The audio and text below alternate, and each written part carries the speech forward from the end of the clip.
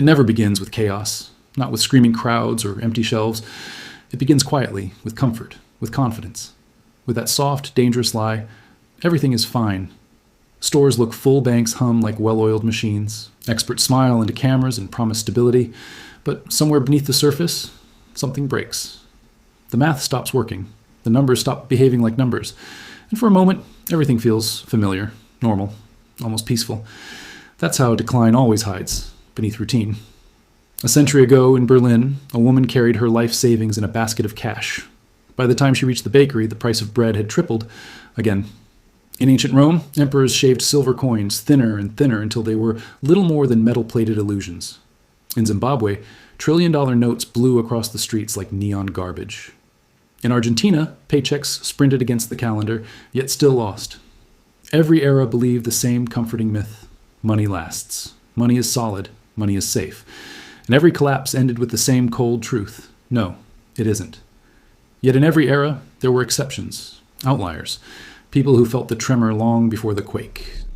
They didn't hoard cash, they converted it. They exchanged paper for things the system couldn't erase: land, metals, art, skills, value that breathes, even when currencies die. History doesn't call them prophets, it calls them survivors. And that pattern is emerging once again. So before we talk about what to buy, we must first understand why value dies. This is Finance Diaries, where history doesn't shout, it whispers warnings. Warnings meant only for those willing to listen. Now, picture this. Berlin, November, 1923. A woman pushes a wheelbarrow overflowing with paper marks through freezing streets, an entire bathtub of currency. Not to buy a mansion, not to buy a car. Just one loaf of bread before the price doubles again by sunset. Hours later, children stack worthless money like toy blocks. Adults burn banknotes because fire has more value than the currency fueling it. This isn't fiction. This is what happens when money dies. Across centuries, nations have watched trusted currency dissolve into useless paper, sometimes overnight. And in those brutal moments, the few who understood real value didn't merely survive, they rose, while millions watched their life savings evaporate like mist. They weren't lucky. They recognized the signs, signs older than Rome, and still unfolding today. Because every empire, every nation, every monetary system eventually reaches a breaking point. And the clues are always there, hidden in plain sight, waiting for those who know how to read them. From Rome's fading silver to modern-day fragile fiat, the arc never changes. Governments overspend. They print to fill the cracks. Citizens see prices rising, yet reassure themselves it's temporary. Then suddenly, trust collapses, and currency becomes confetti. But here's the truth schoolbooks never share. During a monetary collapse, certain items become more valuable than gold. Not luxury, not exotic investments. Simple things, practical things. The things wise people gather quietly, while everyone else clings to paper promises. The survivors of Weimar Germany knew this. Zimbabweans living through hyperinflation knew this. And with global debt soaring and central banks printing at historic speed, their lesson has never mattered more. Look again at Germany in the early 1920s. Crushed by the weight of World War I, the government printed marks to cover impossible debts. At first, inflation was harmless, barely noticeable. In early 1922, one US dollar cost 160 marks. Annoying, yes, but manageable. Then, the dam split. By November 1923, that same dollar required 4.2 trillion marks. Prices didn't rise, they exploded. Workers demanded wages twice a day because lunch became unaffordable between morning and noon. Restaurants abandoned menus because prices climbed faster than ink could dry banks shut down, not from panic, but because counting the money cost more than the money itself. And yet, in the middle of this storm, something remarkable unfolded. A small group of ordinary people had already converted their paper into tangible goods months earlier, because they recognized the early tremors others ignored. They weren't powerful. They weren't privileged. They simply understood one timeless truth. When money collapses, human needs don't. Food became the real currency. Farmers became richer than bankers. City dwellers traded jewelry, watches, heirlooms, anything for sacks of grain. A single egg could buy what once cost hundreds of marks. The hierarchy of value didn't shift. It flipped upside down. The pattern didn't end in Germany. It returned decades later in Zimbabwe, this time on a scale so extreme it felt unreal, almost impossible.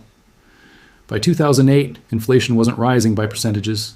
It was erupting by billions, not per year, not per month, per month. Inflation soared to 79.6 billion%, turning every sunrise into a financial reset. Prices doubled every 24 hours. A paycheck became a countdown clock. People sprinted from the bank to the market, because waiting even 1 hour meant watching prices leap into starvation territory. The government printed $100 trillion banknotes, bills so ridiculous they looked like jokes. But there was nothing funny about them. They couldn't even buy a loaf of basic bread. And yet, once again, some people survived. Some even thrived. Why? Because long before panic took over, they quietly acquired the one thing hyperinflation cannot erase: real, usable value tools. Medicine, fuel, and above all, food. These weren't random hoards. They were the same timeless essentials that have held value through every recorded monetary collapse empires rise. Empires fall, leaders change, currencies vanish. But human needs remain carved into civilization like ancient script. A hammer is a hammer whether you buy it with gold, seashells, or worthless paper. Medicine heals whether economies boom or bleed. Food sustains life whether inflation is 2% or 2 million. But knowing what to secure is only half the equation. The other half, the part that separates survivors from casualties, is timing. The Germans who converted their savings in early 1922 walked through chaos untouched. Those who waited until 1923, they lost decades of wealth in days. Survival isn't luck, it's recognition. Because history leaves signals: governments printing money to fund themselves, debt rising beyond logic, public trust cracking at the edges, inflation quietly awakening. These warnings echo across centuries, yet most people ignore them until it's too late. And today, the same pattern is unfolding again, slowly, quietly, right in front of us. But most people can't see it, because they've never studied what collapse looks like before it arrives. Central banks have printed more money in the past 15 years than in the previous 100. Government debt in developed nations has reached levels historically seen only before catastrophic currency breakdowns. And still, citizens cling to paper promises, just as Germans did in 1922, just as Zimbabweans did in 2007. The math doesn't lie. When the US government spends nearly $2 trillion more than it earns every year, when national debt hovers near the size of the entire economy, when foreign nations openly question whether the dollar should remain the global reserve currency, these aren't harmless statistics. They are the same flashing alarms that echoed before every major monetary collapse.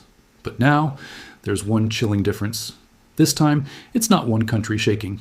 It's the entire global economy, built on the same fragile foundation. It's frightening, and it should be. But buried inside that fear is opportunity, because those who learn from history do not repeat its suffering. Most people will be blindsided, but those who recognize the pattern can protect themselves and the people they care about. Survivors of every collapse, Rome, Weimar, Zimbabwe, Argentina, shared the same philosophy. Wealth isn't numbers. Wealth is needs. They didn't chase currencies. They secured the things currencies cannot counterfeit: food, water, medicine, tools, skills, security. These are not glamorous assets. They are survival architecture. Food becomes the backbone of value when monetary systems collapse. Not gourmet luxuries, but staples that sustain life: rice, beans, canned vegetables, preserved meat. A single $30 bag of rice today can feed a family for weeks. When bread costs more than a salary, water becomes even more precious. Modern life hides a dangerous truth. Civilization depends on invisible networks: grids, pumps, treatment plants. When the economy cracks, those systems often fracture with it. Clean water becomes privilege: filters, purification tools, containers. Simple objects, yet priceless when the taps run dry. Medicine follows the same brutal logic. When currencies fail, prescriptions become unreachable overnight. But basic supplies, pain relievers, antibiotics, first aid gear, retain their value regardless of inflation or collapse. History doesn't repeat perfectly, but if ignored, its rhythm punishes the unprepared. Those who survived past collapses weren't the ones who trusted government reassurances the longest. They were the ones who recognized the pattern earliest, the ones who understood that real wealth isn't ink on paper.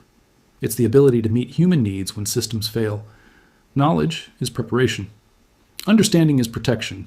This isn't fear-mongering. It's history, repeating its warning. This video is for education only, not financial advice. And if you want to uncover the hidden cycles of money, collapse, and value, subscribe to Finance Diaries, where the past speaks and the wise listen.